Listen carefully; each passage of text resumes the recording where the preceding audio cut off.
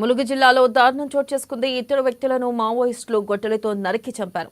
అందులో ఒకరు పంచాయతీ కార్యదర్శి రమేష్ కాగా ఇంకొకరు అర్జున్ గా పోలీసులు గుర్తించారు. పోలీసులు ఇన్ఫార్మర్ నెపంతో దుశ్చర్యకు పాల్పడినట్లుగా తెలుస్తుంది. ఇక తామే చంపినట్లు మావోయిస్టులు లేఖ వదిలి వెళ్లారు. కేసు నమోదు చేసుకున్న పోలీసులు దర్యాప్తు చేపట్టారు.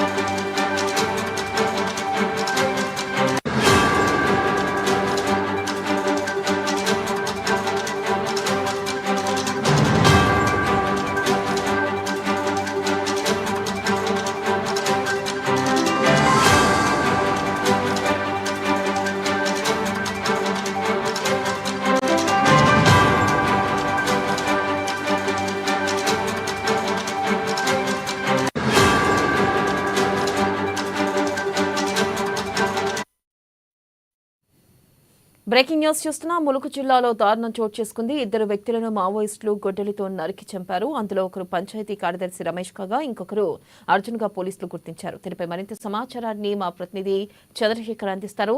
చంద్రశేఖర్, వెన్నెల నిన్న రాత్రి 11:30 తర్వాత ములుగు జిల్లాలోని వాజేడు మండలంలోనే కొనువేలు కాలనీకి చెందిన ఇద్దరు వ్యక్తులని మావోయిస్ట్ పార్టీ అయితే గొడ్డలతో నరికి చంపడం జరిగింది. రెండు టీములుగా వచ్చిన మావోయిస్టు సభ్యులు పార్టీకి సంబంధించిన వ్యక్తులు ఎట్ ఏ టైం ఇద్దరిని కూడా హత్య చేయడము ఇటు ములుగు జిల్లా ఏజెన్సీ గ్రామంలో జరగడంతో ఒక్కసారిగా దండకారణ్యం మొత్తం కూడా భయానక వాతావరణం చోటు చేసుకుందని చెప్పుకోవచ్చు.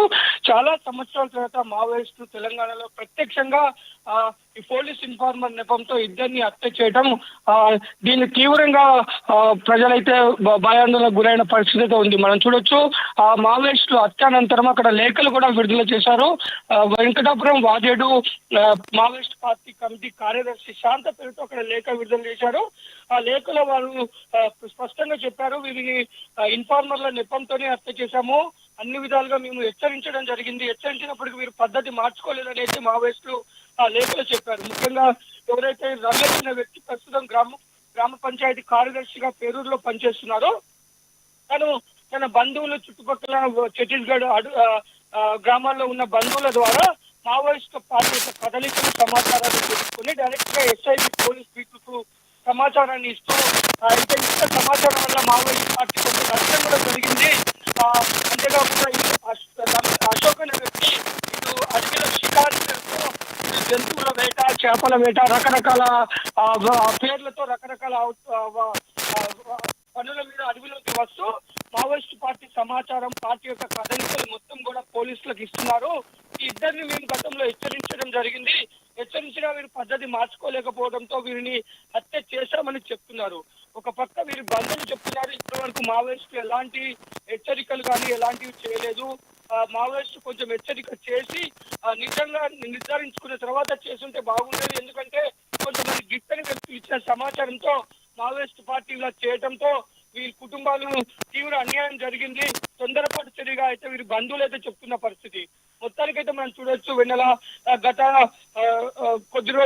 కొన్ని నెలలుగా మనం చూస్తున్నాము మావోయిస్ట్ పార్టీకి తీవ్రంగా నష్టం జరుగుతుంది. అనేక ఎన్కౌంటర్ల పేరుతో అనేక మంది మావోయిస్టులు ప్రాణాలు కోల్పోయిన పరిస్థితి ఉంది.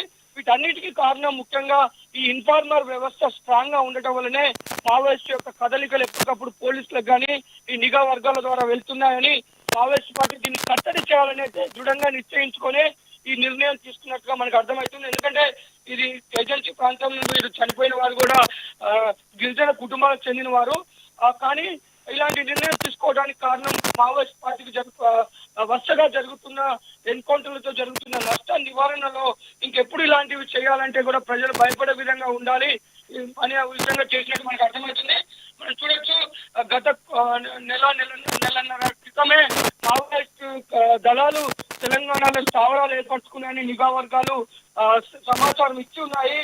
తెలంగాణలో తిరిగి మావోయిస్ట్ బలపడడానికి కావాల్సిన అన్ని రకాల ఏర్పాట్లు చేసుకుంటున్నాయని నిఘా వర్గాలు ఒక పక్క ప్రభుత్వానికి కానీ పోలీస్ యంత్రాంగానికి కానీ సమాచారం ఇచ్చే నేపథ్యంలో ఒక్కసారిగా జంట హత్యలు ఎట్ ఏ టైం ఒకే సమయంలో చేసి మావోయిస్టులు కూడా వాళ్ళ ఉనికిని చాటుకొని పోలీసులకు సవాల్ విసిరినట్టుగా మనకి ఈ యొక్క సంఘటనతో తెలుస్తుంది. వెన్నెల.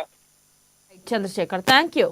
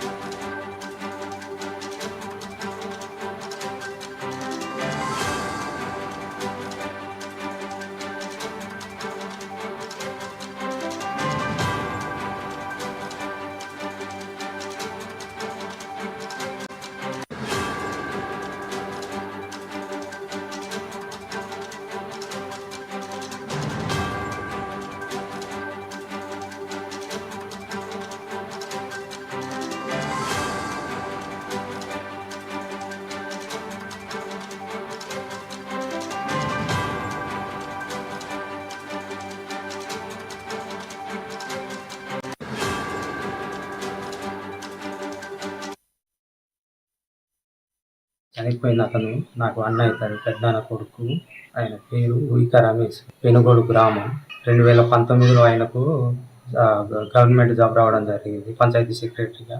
అప్పటి 2019 నుంచి కిందికి వచ్చి ఇల్లు కట్టి అక్కడ ఉంటున్నారు.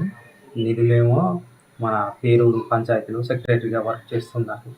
ఆయన చీమ కానీ పాము కానీ హాని చేసే రకం కాదు, అందరితో కలిసిమెలిసి ఉంటారు. జాబ్ వచ్చినా కూడా ఎప్పుడు కూడా ఆయన ప్రౌడ్గా ఫీల్ అవ్వలేదు. అందరితో కలిసిమెలిసి అందరూ ఎలా ఉంటున్నారు అలాగే ఉంటున్నారు.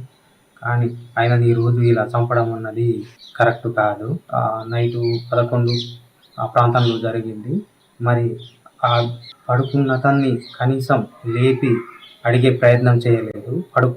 పడుకున్నట్టే వచ్చిండు, గొడ్డలితో నరికేండు, కడుపు మీద ఒక కత్తితో పొడిచినారు.